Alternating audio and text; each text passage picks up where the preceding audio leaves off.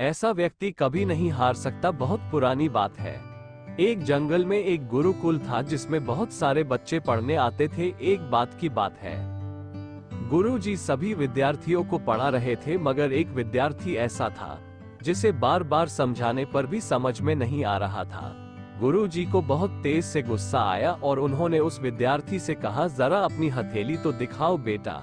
विद्यार्थी ने हथेली गुरुजी के आगे कर दी। हथेली देखकर गुरुजी बोले, बेटा तुम घर चले जाओ, आश्रम में रहकर अपना समय व्यर्थ मत करो, तुम्हारे भाग्य में विद्या नहीं है। शिष्य ने पूछा, क्यों गुरुजी? गुरुजी ने कहा, तुम्हारे हाथ में विद्या की रेखा नहीं है। गुरुजी ने एक होशियार विद्यार्थी की हथेली उसे दिखाते हुए कहा, ये देखो, ये है विद्या की रेखा, ये तुम्हारे हाथ में नहीं है, इसलिए तुम समय नष्ट ना करो और घर चले जाओ और वहां अपना कोई और काम देखो।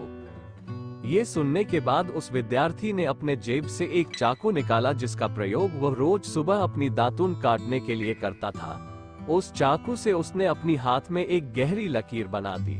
हाथ में खून बहने लगा। तब वह गुरुजी से बोला, मैंने अपने हाथ में विद्या की रेखा बना ली है गुरुजी।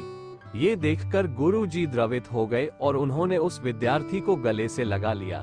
गुरुजी बोले, बेटा तुम्हें विद्या सीखने से कोई ताकत नहीं रोक सकती है। दृढ़ निश्चय और परिश्रम हाथ की रेखाओं को ही बदल देती है। दोस्तों, वह विद्यार्थी आगे चलकर महर्षि पाणिनि के नाम से प्रसिद्ध हुए, जिसने विश्व प्रसिद्ध व्याकरण अष्टाध्यायी की रचना की है। इतनी सदियां बीत जाने के बाद भी आज 2700 वर्षों बाद भी विश्व की किसी भी भाषा में ऐसा उत्कृष्ट और पूर्ण व्याख्या का ग्रंथ अब तक नहीं बना। तो दोस्तों, इस कहानी की शिक्षा ये है कि लोग चाहे जो भी बोले, हम हर एक को गलत साबित करते हुए अपनी लगन और कठिन परिश्रम के दम पर जो चाहे वो सब कुछ हासिल कर सकते हैं।